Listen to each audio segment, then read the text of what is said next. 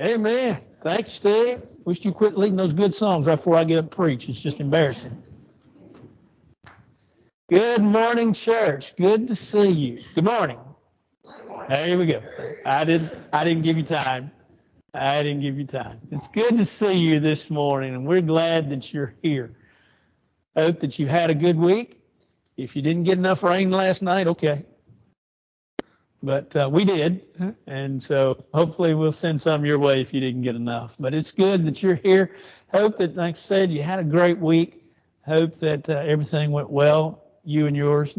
Do remember the dates that Jay gave us, especially the one coming up with regards to Sunday night service on August 15th, and then September the 12th. Some have asked, some wondering.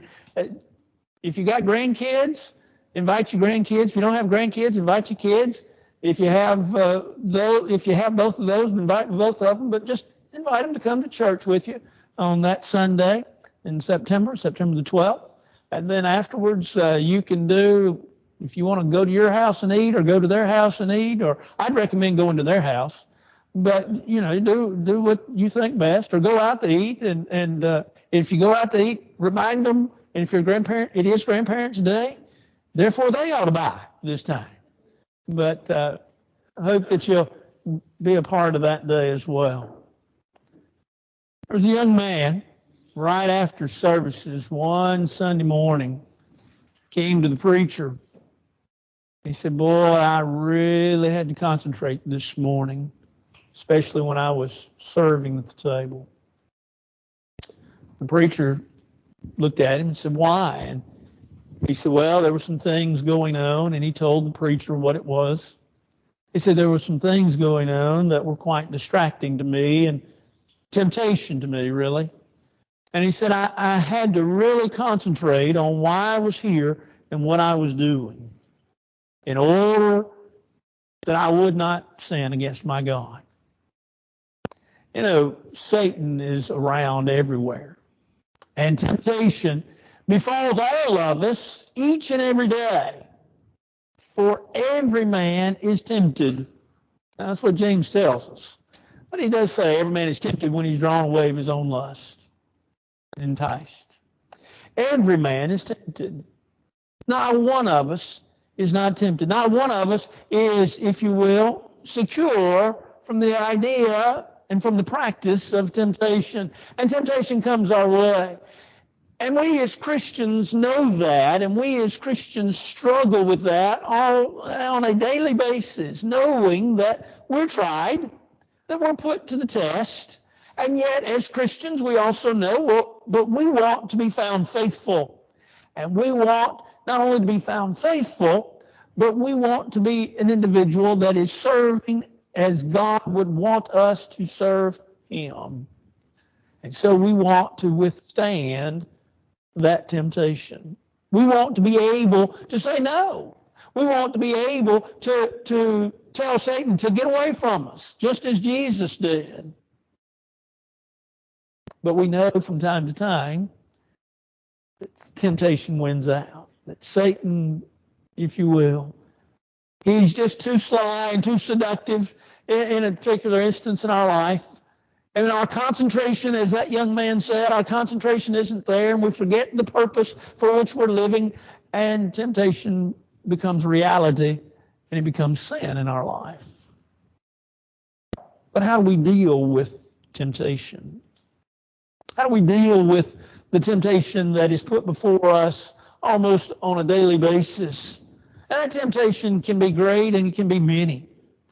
But I think in 1 Corinthians chapter 10, if you have your Bibles, you might want to turn to verse 13. That's our text. That's where we're going to even get all of our points this morning. That Paul writes to the church at Corinth and gives some great reassurances that struggle as you may, that you got to remember these things and hold them dear. Because Paul writes to the church at Corinth and he says, "No temptation has overtaken you, but such as is common to man. God's faithful. Will not allow you to be tempted above what you are able, but will with temptation provide a way of escape, that you may be able to bear it." Boy, have you thought about that verse in a while?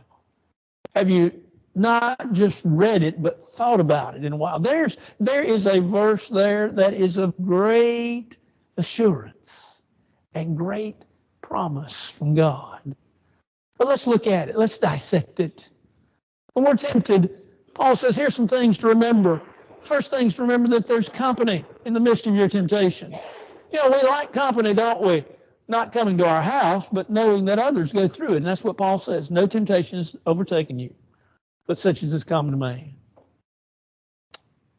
In other words, what you're going through, others have and are as well. Satan works. He's alive. He's well today, just as he was in biblical times, just as he was the very first man, very first woman, Adam and Eve, just as he was, say, in Isaiah's day, just as he was as well in Jesus' day. He's alive and well today.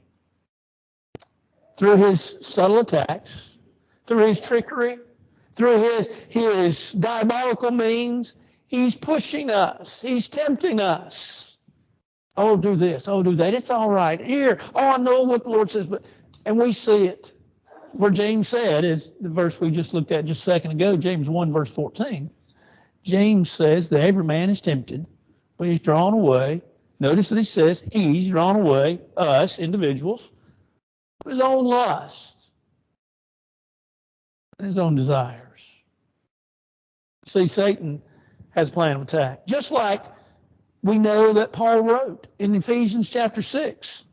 He talks about putting on the whole armor of God that you might be able to stand against or withstand the wiles of the devil. That's an interesting word. That's not a word that I use commonly. And so consequently, I have to look it up and see what it means. Paul says, he uses the word wiles there. The word wiles means a planned system of attack. And so Paul says, put on the whole armor of God, put on the breastplate, put on the helmet, put on the sandals, take the sword up. Why? Because Satan has a planned attack. And let's go back to James 1. James says, it is our own desires that Satan comes at us with. But Brother Paul, that's not what you're saying this morning. No, I want you to understand you're still under attack. But your attack is not different from any other person's around you. You see, this morning, if you're having trouble with contentment, in Luke chapter 3, Jesus reminded the soldiers to be content with your wages. Paul reminds us he tells us that he had learned to be content. If you're having problems with contentment, others are as well. Well, preacher, I'm just discouraged. Go back and read the story of Elijah in 1 Kings, the 17th chapter. Elijah was discouraged. Well, preacher, I'm having problems with worry. In Luke chapter 10, verse 41, Martha was as well. Martha was cumbered about with much serving. And Jesus rebukes her for that. Well, preacher, I'm having problems with profanity, or I'm having problems with my tongue, James 3. I'm having difficulties in my life of immorality, 1 Corinthians 6. I want to run away from God, Jonah 2. You see, we could go for a long time, couldn't we? Solomon was right. Ecclesiastes 1, verse 19, there's nothing new under the sun. There's nothing new under the sun. Oh, it may be disguised a little different. It may have a little different fringe around it, if you will, but it's the same. It's always been the same. And so you say, well, yes, but I don't like being tempted. I understand that. But our response is, according to 1 Peter chapter 5, verse 9, to resist the devil. Stand against the devil. You're going to have your dark days. You're going to have your trials. You're going to have your temptations. You're going to have your difficult times. There's an old English proverb that says, every path has its puddle. There's a Spanish squib that says, every house sooner or later will have its hush.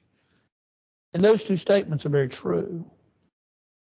We all have our temptations. And so whatever you're struggling with today, we don't mean to discount it. We don't mean to say that it's not real and that it's not important and that you shouldn't be dealing with it. What we're saying is understand that there are others. They may be on the other end of the pew from you. They may be in the front of the building or the back of the building. They may not necessarily be here this morning, but there are others struggling as well. Take comfort in the fact you're not alone, because you see, in all of these temptations, when you really stop and think about it, what's Satan really trying to get us to understand or think? We're alone. We're lonely. And loneliness is a terrible, terrible feeling. My dad, I remember in his working days especially, my dad ran a department store, and so he would have an hour for lunch, and some days he'd go home for lunch. He said those were the most miserable meals that he ever ate because he did not like to eat alone. Well, whatever we think that we don't like. In the midst of our temptation, when Satan says, "Oh, you might as well, you're alone." No, Paul says, no temptation has taken you, such as is common to man. But then he reminds us that God's faithful. God is a faithful God. When we think of faithfulness, we think of someone that's there, someone that sticks with us, someone that doesn't leave, someone that we can count on, someone that we can rely upon, and that's God. In Joshua chapter 1, God promises him, "I'll never leave you nor forsake you," verse 5. The Hebrew writer utters that again in Hebrews 13 and verse 15. Matter of fact, it's some 7 times throughout the Bible. "I'll never leave you nor forsake you." That's the promise of God. You see, friends sometimes will leave. Remember the prodigal son. And remember what happened when it all ran out. No more friends. Friends sometimes just wave goodbye. Jesus hangs on a cross by himself. Oh, I know there's 2 thieves, but where are the apostles? Where's the one that said, "I'll never leave you nor forsake you"? Isn't he the one that just a few hours before the cross itself denied the Lord? You see, you and I need a friend. You and I, in the midst of temptation, in the midst of trials, in the midst of life's difficulties, we need somebody to stand with us and for us. We need somebody to put their arm around us and say, "Okay, I'm here." Paul says it's God. Paul says God's here. See, God's our refuge and strength, very present help in time of trouble, Psalm 46 and verse 1. God's our refuge. God's the one we can hide in and to. God's the one that we can count on and we can rely. And we can say, "Oh, thanks be to God that God is there. That God is present in the midst of my trials, in the midst of my temptations." And so Isaiah wrote, "Fear not." As God says, "I'm with you. Be not dismayed. I'm your God. I'll strengthen you. I'll help you. I'll uphold you with the right hand of my righteousness." Isaiah 41 and verse 10. But you know, can I really count on God? Can I really rely upon God? Well, let me just challenge you that when you're feeling that way, and that's a common feeling, to know this, that you can go to the book of Psalms and time and time and time again, as you read those 150 Psalms, that the psalmist will begin, many of them, by talking about being mad at God, or where is God, or what's happened to God.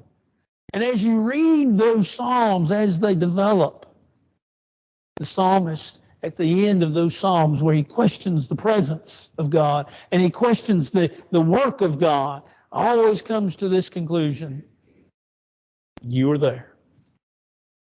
You were there. You didn't run out on me. You didn't leave me. You stayed faithful. You stayed true. The Lord's my rock, my fortress, my deliverer, my God. my strength. In him will I trust. Psalm 18, verses 2 and 3. God's our strength. God doesn't run out on us just because we're being tempted. God has not forsaken us just because we're tempted. God has not moved in the midst of our temptation. In the days of cars that had bench seats on the front seat and not bucket seats, there was a young couple, and as they were dating, she always sat beside him in the middle of the bench seat. You know, those were the cars that we used to describe as hard to drive. Why? Because it took two people to drive the car, because she sat so close. And as she sat so close, as they're dating and as they're getting close to their marriage, she says, as she looks at a couple that's just 4 years older than her. If my wife is squirming, that's because this is a true story of us. And I got a dirty look. The older couple that was 4 years older than us was my sister and brother-in-law. Suzanne and I were about to get married. Carol and Vernon thus had been married for almost 4 years, and they were already sitting apart on the car. But Carol always rode that hump, when they were dating. And my beautiful future bride said, let's never do that. Great. I was love struck, still am, but was love struck and said yes. Yeah, see, that sounded like I wasn't still, didn't it? Oh, boy, I'm really in trouble. Can I go home and eat with y'all? And so, the wedding happens. The second day, we're driving through St. Louis. That's where we went on our honeymoon. We're driving through St. Louis. Traffic is fighting out a country boy, and I've got one of those tanks that, was about 1,600 feet long, in the midst of all this traffic, trying to figure out where to go. And my wife looks at me and she says, what's happened? What do you mean, what's happened? She said, we're sitting far apart because you see, all of a sudden she's guarding the door on the other side.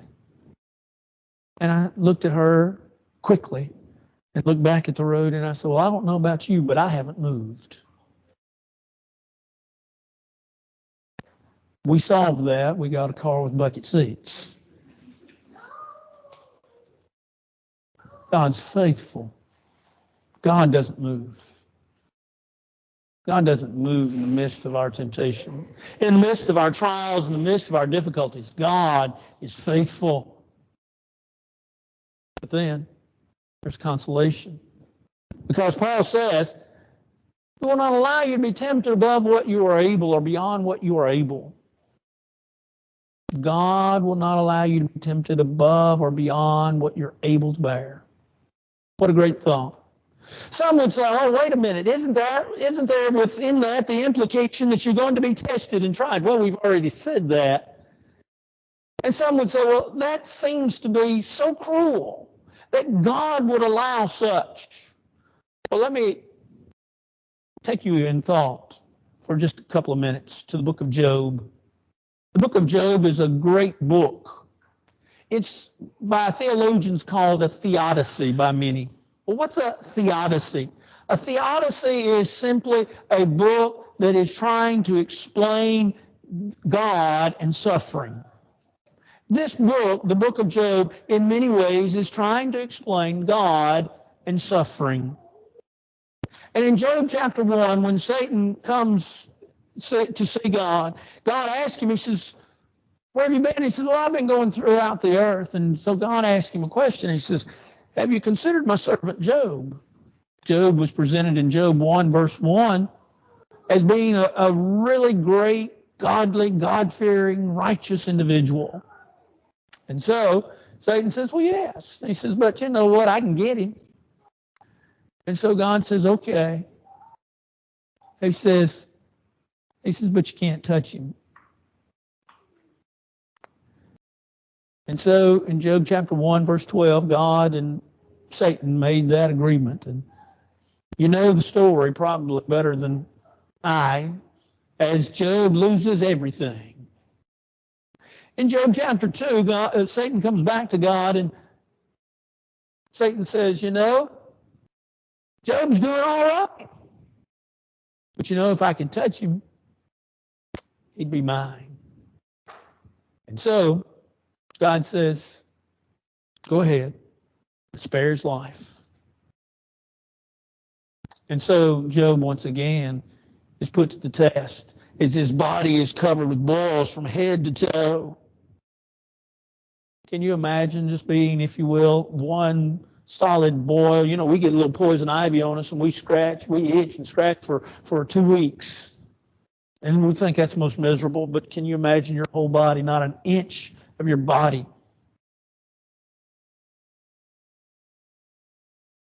And yet in all this, Job stayed faithful to God.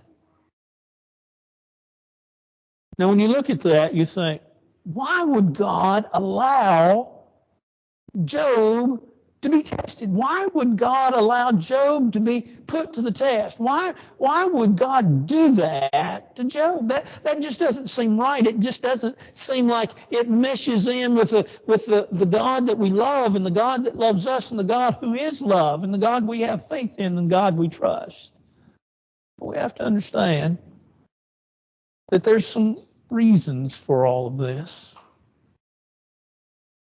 We know that such trying of our faith produces patience. That's what James says. James says, in other words, here's what happens. You and I become better people because we're polished up a little bit by the difficulties in our life. You and I become better folks. Why? Because we are put to the test. And the second thing, really, in many ways the first thing, but the second thing in our list is that these trials help us examine ourselves. You see, the psalmist said in Psalm 119, verse 67, before I was afflicted. Now catch the wording. Before I had problems. Before I was afflicted. Before I was tempted. I went astray.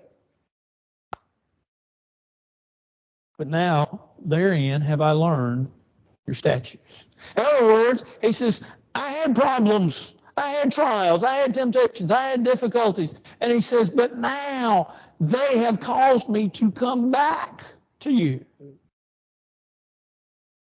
They have given me a purpose. They have given me a plan.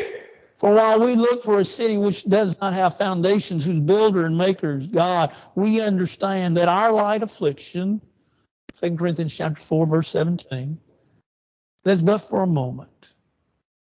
Works in us a far more exceeding eternal weight of glory, while we look not at the things that are seen, but the things that are not seen. For the things that are not seen, what are they? They are eternal. You see, trials are not all bad in and of themselves. Preacher, don't like to go through temptation. I don't like to be tried. I don't like for Satan to come at me. I understand that. Who does? But I understand that there's consolation, that God sits and watches. And just as in the story of Job, where Satan was limited by God, Satan does not have to have the upper hand in our lives. There's the consolation. God watches, for he sits, as Malachi reminds us, he sits as a refiner and purifier of silver. You've heard me discuss Malachi 3, verse 3 before. How that a silversmith watches to make sure that the crucible of silver doesn't get too hot or too cold. Too hot or too cold, either way, is not good. It has to be at the right temperature for a certain length of time. And the silversmith knows all of that. God, as our silversmith, watches us, who is ultimately the crucible of silver, and makes sure that it doesn't get too hot. And so there's the consolation. He will not allow us to be tempted above what we are able. But then there comes the conquering. But with temptation, also there'll be a way of escape, that you may be able to bear it. You see, victory is and can be ours if we'll claim it. You and I as Christians can win over temptation if we want to. Why? Because there's always a way of escape. There's always, if you will, a way of escape given by God to each of us. Ben Wyatt, 1986, had a small plane that he loved dearly. He went to the airport and he noticed that all of his instruments were basically taken out of his plane except for his navigational beam and his compass. And so he decided to make a short trip anyway. He got up in his plane. The navigational beam went out almost as soon as he got up. His compass then started to vibrate, and he realized that its compass had probably been leading him wrong all the time. And then all of a sudden, a storm hit. Now he's in the midst of a storm. He has really no idea where he is, where he's headed. And then he runs out of fuel. So he begins, as he lowers, as his plane is simply gliding, he lowers the plane and all he can see is water. And he happens to be over an ocean. And so he gently lands the plane in the ocean. He gets out of the plane. It's dark. He's scared. He's hurt. He's got a gash on his forehead from the landing of the plane. The plane goes down fairly quickly. He has a life jacket on. It's leaky. It's not very good. He goes for a while. He's praying. He's trying to calm himself.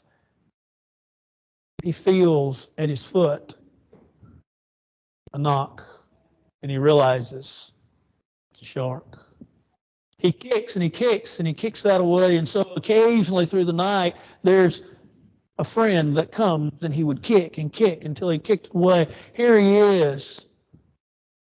It's beginning to break the daylight. And there's a helicopter that flies overhead and realizes that they have a man down because they've been looking for him all night. And the helicopter pilot radios Cutter that's not far, that's also been looking for Ben. And he says, you need to come quickly. He has a shark not far from him headed his way, and he'll be gone. The cutter was able to get there. They lowered up Jacob's ladder over the side, and he was able to get up on it, and he got up on it, and he got on the deck completely exhausted from all of the activities of the night. But safe, rescued. For us, it's the same way. You see, God provides a way of escape. God has promised that He'll deliver us. Psalm 34, verse 17 reminds us, the righteous will call upon me, and I will deliver them. God promises victory.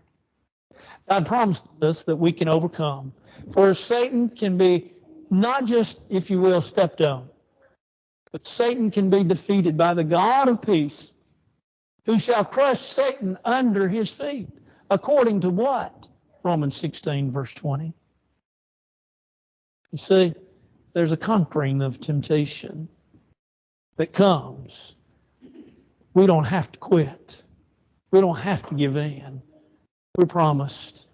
We're promised that no temptation that's taken you, but such as is common to man. God's faithful, who will not allow you to be tempted above what you are able, but will with temptation provide a way of escape that you may be able to bear it. Aren't you glad? Aren't you thankful? Aren't you thankful not for the temptation, but for what can come out of it? That you can come out of it shining. That God can come out of it shining. But we have to face it. We have to resist it. We have to hold to him, and he's promised to hold to us. This morning, if you're not a New Testament child of God, or you're an individual that needs to rededicate your life, won't you come? While together we stand and sing.